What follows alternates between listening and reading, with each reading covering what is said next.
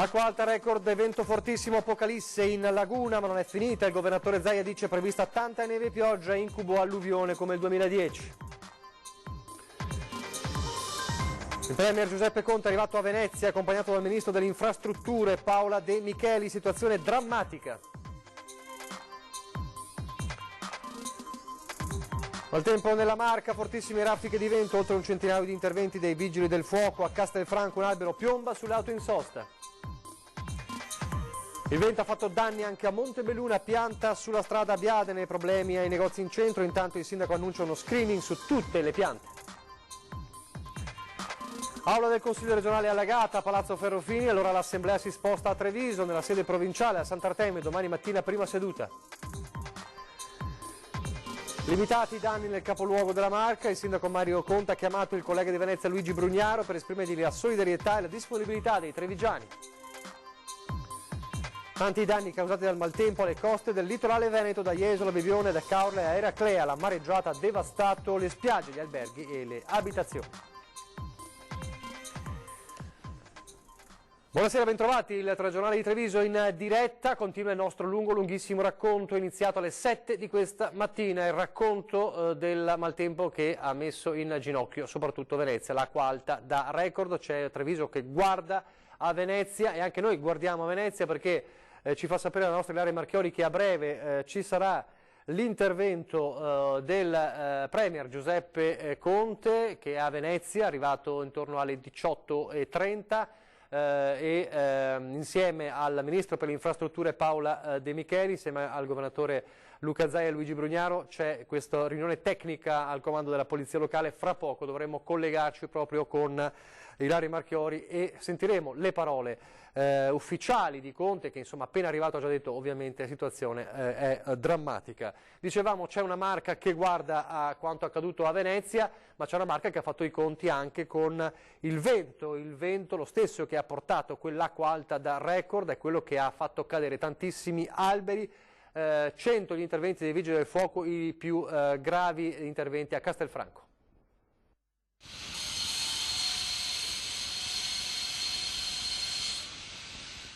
È devastante, cioè bruttissimo come...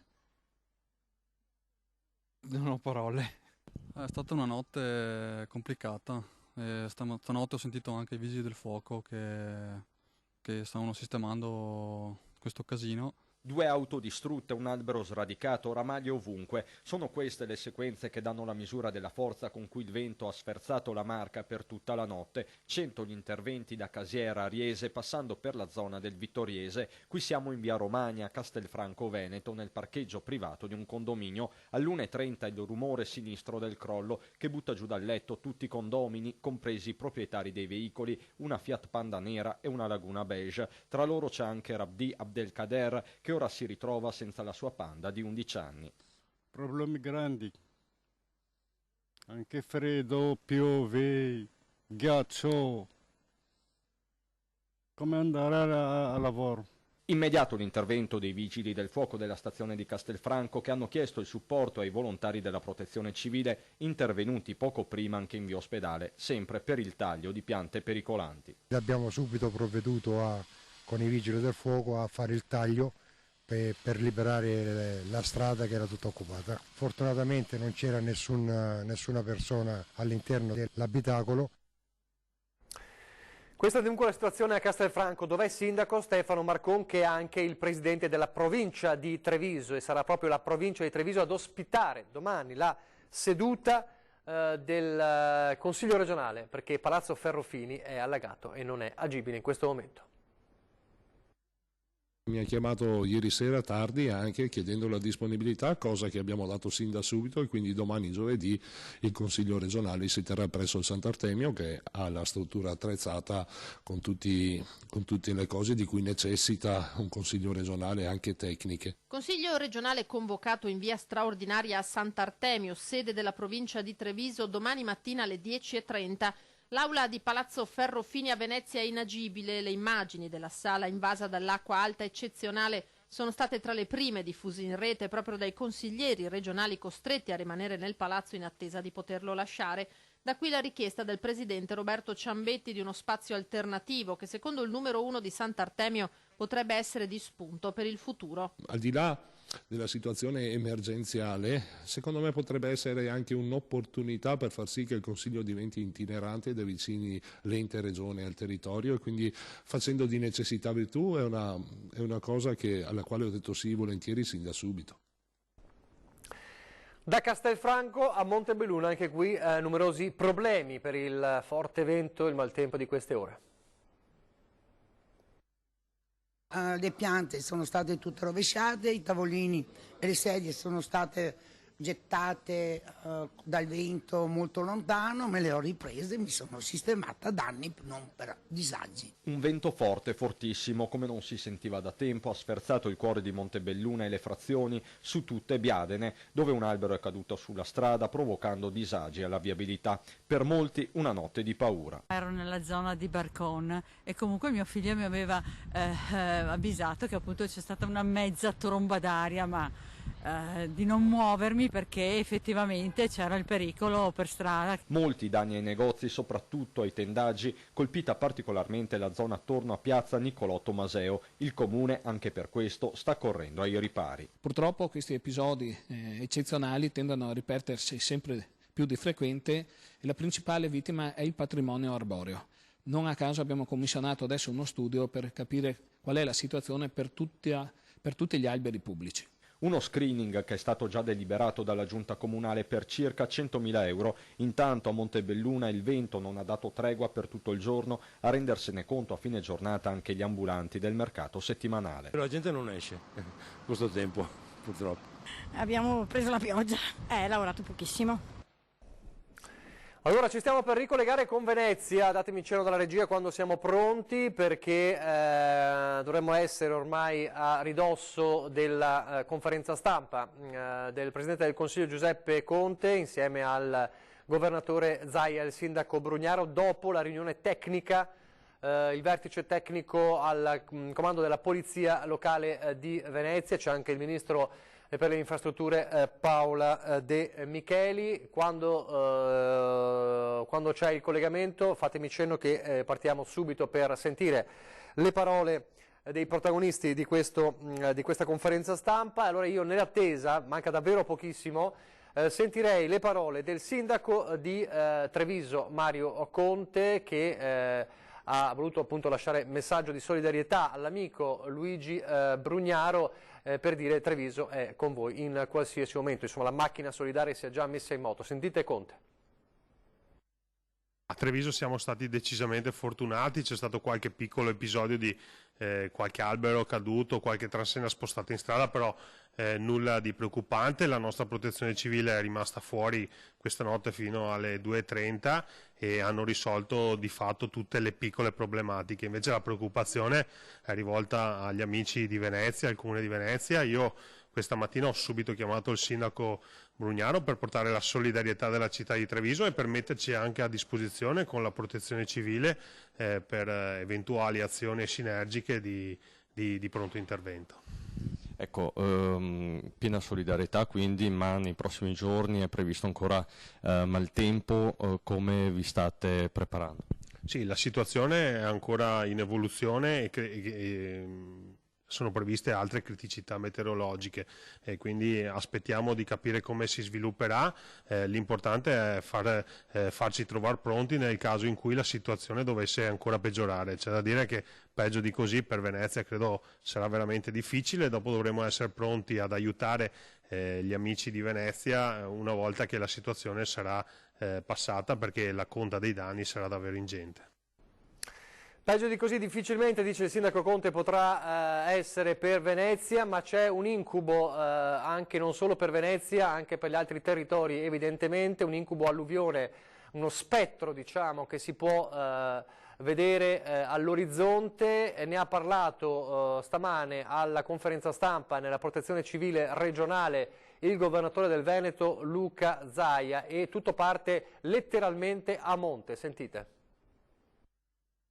Oltre al grande disastro di Venezia, apocalittico, per usare un termine che usò il capo della protezione civile Borrelli in occasione di Vaia, poi c'è stata ovviamente questa ondata di maltempo, è interessato anche altre parti del Veneto, non so, Caorle abbiamo la spiaggia distrutta e il mare è risalito nei canali, Chioggia, acqua nel centro storico di Chioggia, Pellestrina tutta sotto acqua, abbiamo sfondamenti arginali nella zona di Concordia, abbiamo il Lemene interessato da altri movimenti, insomma ce n'è per tutti i gusti, cioè, Scardovari, la sacca di Scardovari, quindi il Polesio, delle foto di Scardovari raccapriccianti, cioè, letteralmente rasa al suolo. Allora noi abbiamo avuto da un lato ovviamente l'acqua alta e quindi la marea, dall'altro lo scirocco, la bora che non ci hanno aiutato.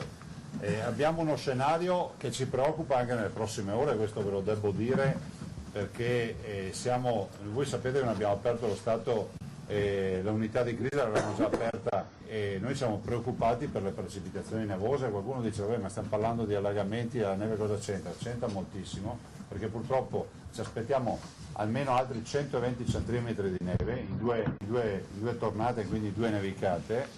L'ARPA ci dà dei dati che sono preoccupanti e purtroppo nevicherà in un contesto nel quale c'è caldo, perché questo è un clima da scirocco e quindi si sta prospettando, io non voglio inquietare nessuno ma ho l'obbligo di dire queste cose, si sta prospettando uno scenario stile 2010. Noi avevamo avuto le nevicate precoci, se vi ricordate, era a fine ottobre 2010, primi novembre 2010, e a un certo punto arrivò lo scirocco, il mare non riceveva più, perché con lo scirocco il mare non riceve, alta marea, la neve si è sciolta e abbiamo avuto quello che è stato 235 comuni alluvionati su 574 di allora, 10.040 famiglie e imprese sotto acqua.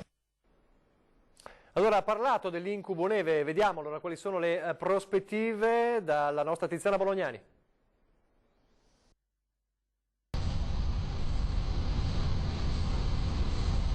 120 cm di neve fresca in una condizione climatica di scirocco è la situazione che maggiormente allarma in queste ore tutto il Veneto, su cui incombe l'incubo dell'alluvione del 2010. L'ha detto aprendo il punto stampa il governatore Zaia, le previsioni di ARPAV non lo stanno smentendo. Neve copiosissima sta cadendo da martedì sera anche a quote basse in tutto il Bellunese ed è neve pesante, tanto che l'allerta per le valanghe di grado 3 su una scala di 4. E il Piave dalle prime ore della mattinata ha confermato a Belluno la situazione preoccupante. Ecco, guardate questo tronco in mezzo al fiume, il colore scurissimo del fiume Piave non lascia presagire niente di buono, il livello dell'acqua si sta alzando e c'è preoccupazione proprio per il fiume, perché in questo momento i venti di scirocco stanno impedendo all'acqua di defluire verso il mare. Più di una trentina gli interventi dei vigili del fuoco nella notte per i problemi causati dal forte vento che ha spazzato la provincia e in modo particolare la Valbelluna tra il capoluogo e Sedico. Piccoli smottamenti in città e fiato sospeso per gli abitanti di Borgo San Francesco,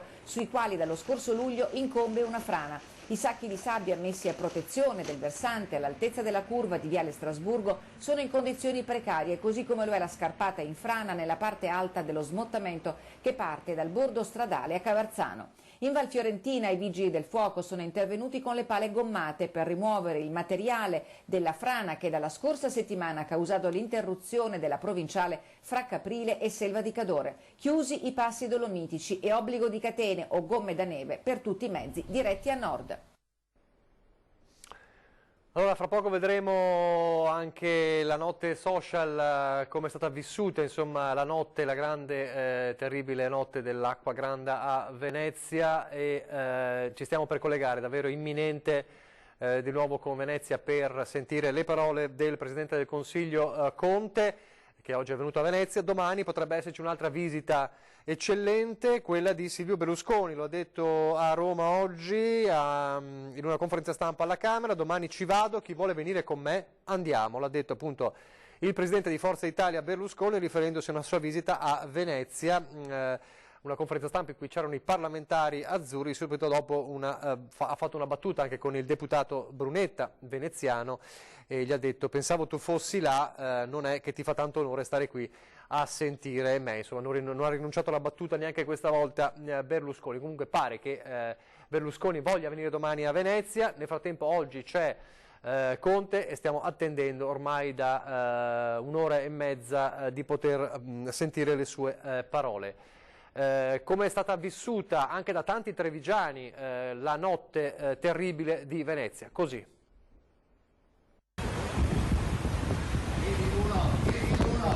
Niente duro! Niente duro!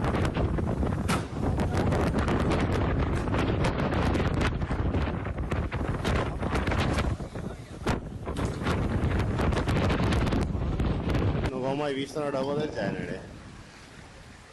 È tutto uno. Luci saltate, acqua ovunque. Pontili, ma sarà oltre il metro e mezzo dal livello del mare.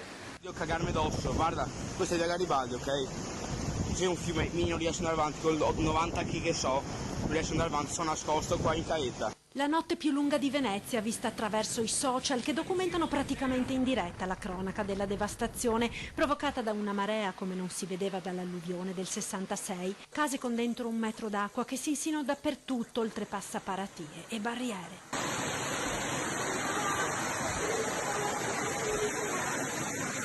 Fuori il vento strappa vaporetti e motonavi dagli ormeggi.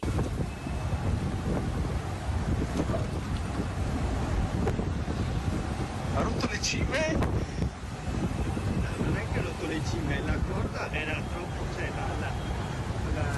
la briccola era troppo bassa. Vedi che le cime. E se 53 anni fa le foto dell'Acqua Granda erano poche, quasi tutte di professionisti, oggi in ogni angolo di Venezia si fotografa e si filma la devastazione, la rabbia, lo sconcerto di una città ancora una volta impotente davanti al disastro.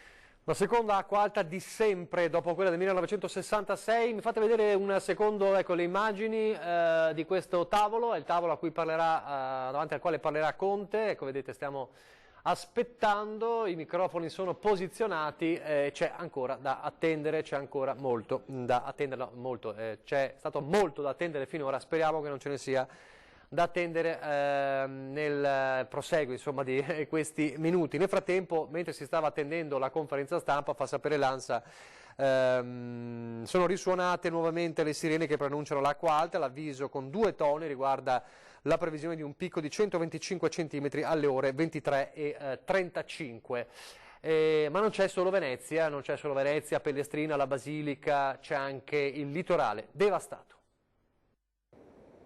A Jesolo le onde hanno superato in più punti gli accessi al mare, arrivando a lambire anche il centro città, compresa via Bafile.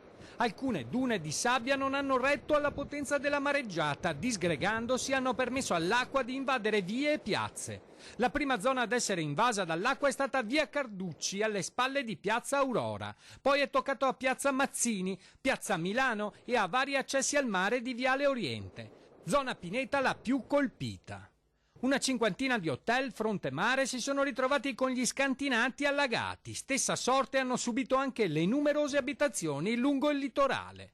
Danneggiati quasi la totalità dei chioschi, come in questo punto fra la Torre Merville e la Foce del Piave. La situazione è grave, è una situazione critica, qua ci sono gli operatori, ci sono i consorzi, ci sono quelli che buttano il cuore oltre l'ostacolo proprio per mantenere viva, soprattutto efficiente, quell'economia, quella ricchezza che è il nostro turismo, e quindi di fronte a questa situazione siamo qua alla conta dei danni e per lanciare un messaggio forte: non si può più rincorrere l'emergenza, bisogna lavorare su progetti strutturali.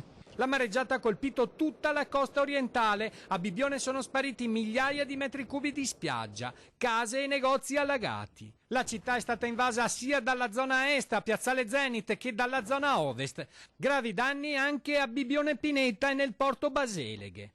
Acqua all'interno dei negozi e degli scantinati. Impegnati senza sosta i volontari della protezione civile nelle operazioni di svuotamento. A Eraclea la mareggiata ha eroso la spiaggia del Morto e praticamente cancellato la spiaggia davanti all'abitato, dove era appena stato ultimato il ripascimento, frutto del partenariato tra amministrazione comunale e privati.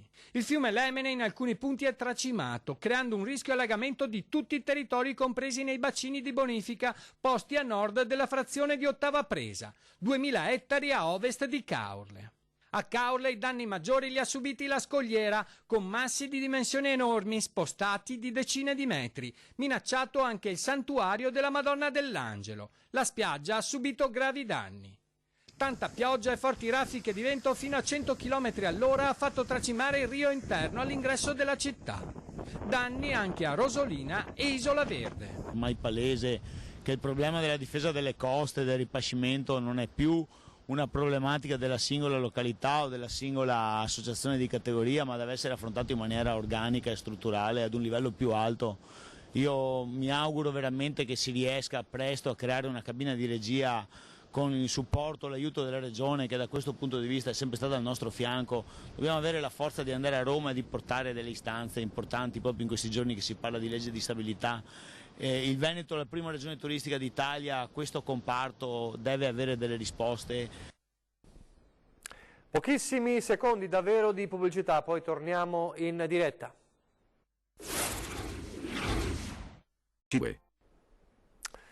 Rieccoci in diretta, il telegiornale di Treviso, ovviamente in cui vi stiamo raccontando anche una parte del dramma di Venezia che ci vede da vicino, perché tanti trevigiani, ovviamente ci riguarda da vicino perché tanti trevigiani frequentano Venezia, frequentano le spiagge e appunto hanno partecipato e stanno partecipando davvero al dramma dei veneziani. Mentre stiamo per scollinare le 13 ore consecutive di diretta e siamo in attesa di collegarci nuovamente con Venezia per la conferenza stampa del Presidente del Consiglio Conte. Sentiamo un'altra conferenza stampa di questa mattina, l'abbiamo visto nella prima parte del nostro telegiornale il governatore Luca Zaia. E poi le parole del sindaco Brugnaro, il Mario Conte, primo cittadino di Treviso, le ha lanciato la sua solidarietà e le parole di Brugnaro fanno capire che queste ore sono state drammatiche anche per il primo cittadino del capoluogo lagunare. Sentite. Di fronte a una grande tragedia come questa, e lo capirete man mano che verranno fuori i conti dei danni che sono successi e dei disastri, di quello che non si vede ma che si vedrà. Ci si renderà conto che abbiamo due scelte: o ci dividiamo o ci uniamo. C'era la gente che piangeva oggi perché hanno perso tutto. Non stiamo parlando di povera gente, non è questo il punto. Il punto è che non c'è più certezza, non sai più come puoi fare a vivere, e se non vogliamo lo spopolamento della città dobbiamo dare certezza. Non possiamo sicuri che questa cosa, se non cambiamo qualcosa, ricomincia ancora. Qui il tema è fondamentale, è la vita stessa della città. Non si tratta di quantificare i danni soltanto, ma il futuro della città, perché lo spopolamento nasce anche da questo. Se un ragazzo vede che stiamo dando soluzioni, pensa di venire a vivere in un centro storico, non comincia a pensare di andare via, perché non riesce più a vivere in questo modo. Io penso che abbiamo un'occasione storica per finalmente risolvere i problemi. Li affronteremo con la protezione civile, per quello che compete giustamente l'emergenza, ma poi dobbiamo pensare a intervenire sul sistema delle difese a mare. È inevitabile questa cosa. Allora, dobbiamo primo partecipare in qualche modo, in qualsiasi modo, non chiedo nulla di particolare, ma che la città e comunque il sindaco e l'amministrazione siano presenti per capire a che punto sono queste cose. Non ve lo so dire, non lo so. Però abbiamo speso un sacco di miliardi e non possiamo giocarci la brutta figura. Dobbiamo efficientare la città. C'è da fare mezzo impianto antincendio che manca, cifre enormi, ma lo diciamo, ma qua tutti lo dicono. Adesso bisogna farle, dobbiamo fare le fognature che non ci sono. Parliamo di dover sostenere l'ambiente. Stiamo parlando della città sicuramente più bella del mondo. Vuol dire quello che vuole Renzi su Firenze, ma Venezia è 100 volte più bella, ed è 100 volte più delicata, ed è 100 volte più meravigliosa, più misteriosa, più affascinante. Per cui dobbiamo prima di tutto crederci noi, non possiamo farci dare lezioni dagli americani, dai francesi, dai tedeschi che ci vengono a dare i consigli. Dobbiamo dimostrare che stavolta ce la facciamo. Pensate, oggi alcuni taxi si sono messi a disposizione gratuita senza che nessuno gliene avesse chiesto, per portare le persone a gratis da un pontile a un altro. La solidarietà nei momenti di difficoltà viene fuori e l'Italia dà il meglio di sé.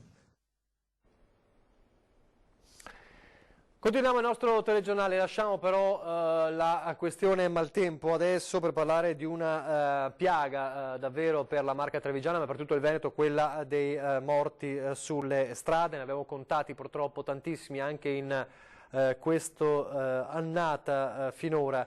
Non arrivano buoni dati, buone notizie dai dati presentati dall'Automobile Club proprio sui sinistri. Nonostante l'impegno non siamo riusciti a centrare questi obiettivi che ci aveva posto la Comunità Europea.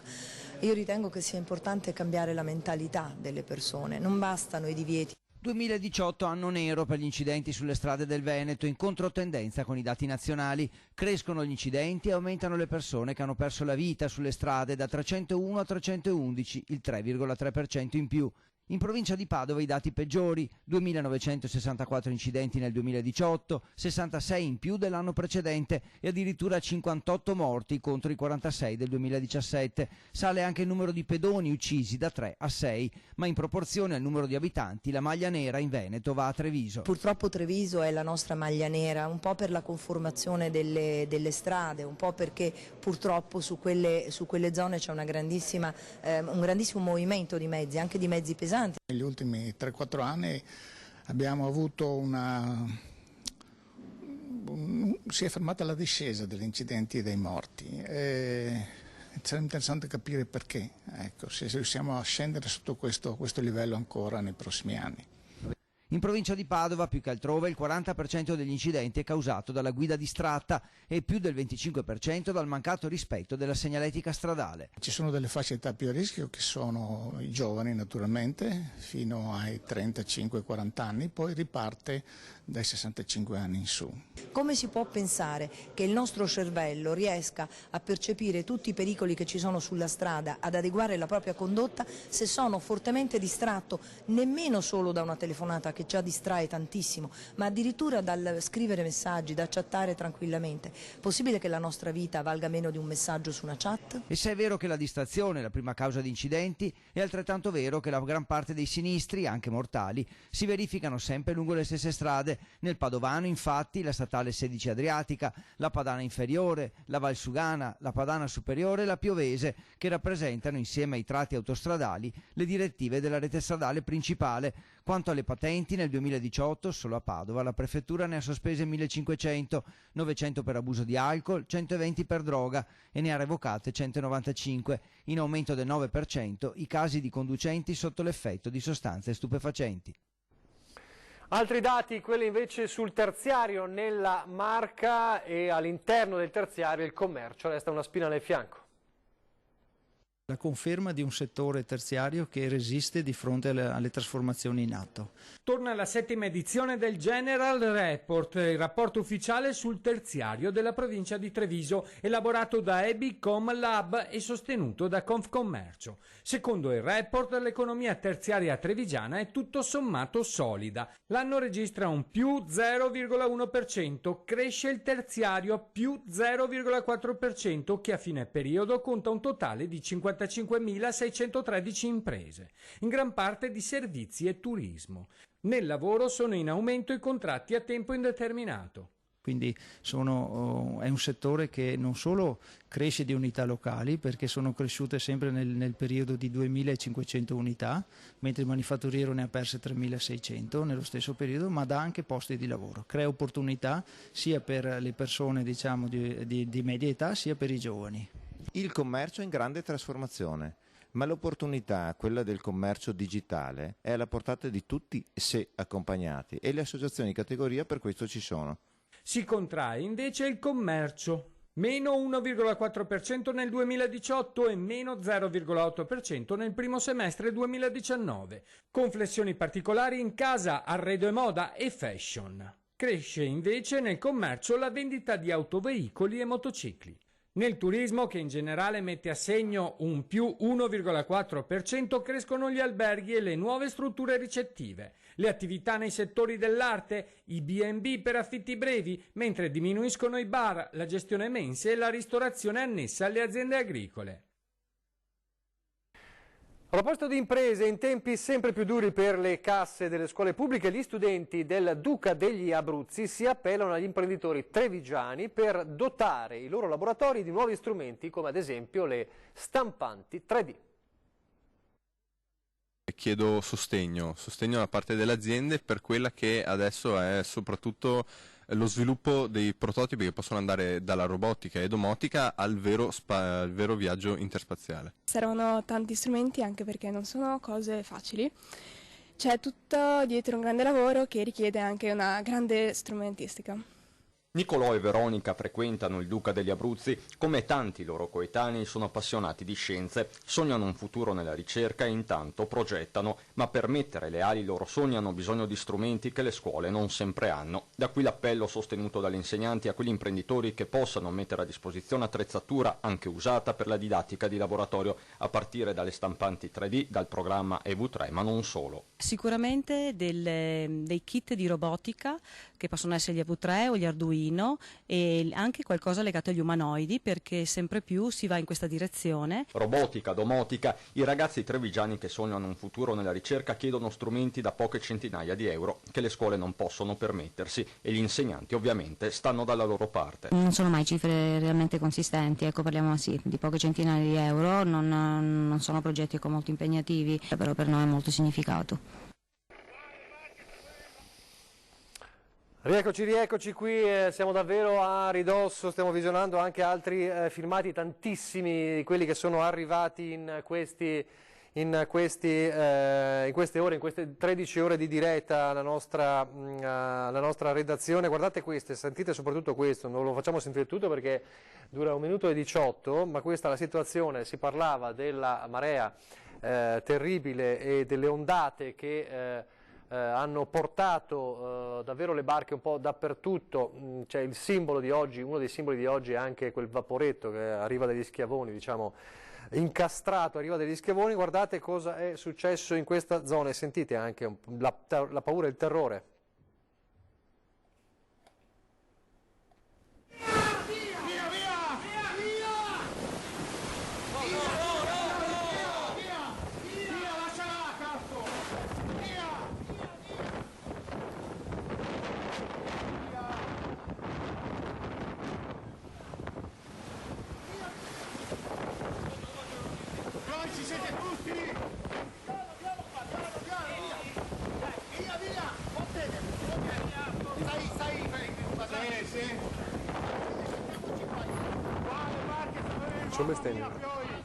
Mamma mia!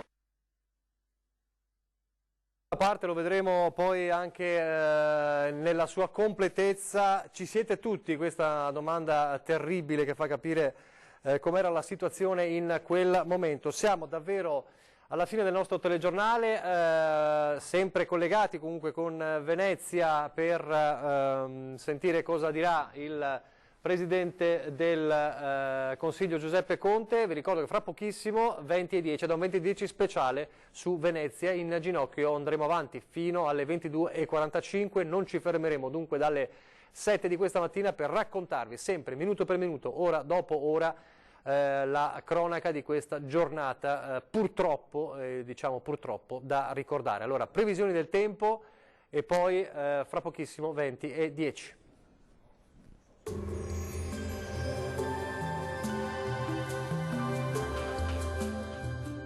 Tonus Laboratorio del Piede, centro altamente specializzato nella costruzione di plantari su misura, dedica nuove tecnologie di rilevazione dei carichi posturali per dare voce alla filosofia di benessere che lo caratterizza.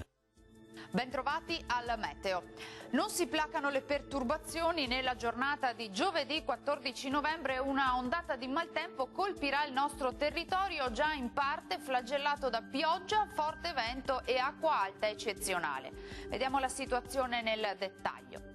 Sul Veneto tempo inizialmente asciutto e anche soleggiato con cielo al massimo poco nuvoloso. Con il passare delle ore più nubi e dentro sera qualche rovescio sulle aree costiere, via via anche altrove, soprattutto in nottata. Neve copiosa sulle Alpi dai 400-500 metri. Temperature minime tra 0 e 7 gradi, valori massimi compresi invece tra 11 e 13 gradi circa. Ci spostiamo ora sul Friuli Venezia Giulia, la situazione sarà simile con maggiore presenza di sole in giornata, in serata invece arriveranno le prime precipitazioni. Temperature minime tra 5 e 11 gradi, massime sui 13 gradi circa. Uno sguardo infine al Trentino Alto Adige, dove avremo poche novità, sarà asciutto, anche in questo caso però peggiorerà entro la notte con temporali un po' dappertutto. Temperature minime tra -1 e 0 gradi, valori massimi sui 10 gradi circa. Dal meteo di Antenna 3 per ora è tutto, grazie per l'attenzione, arrivederci.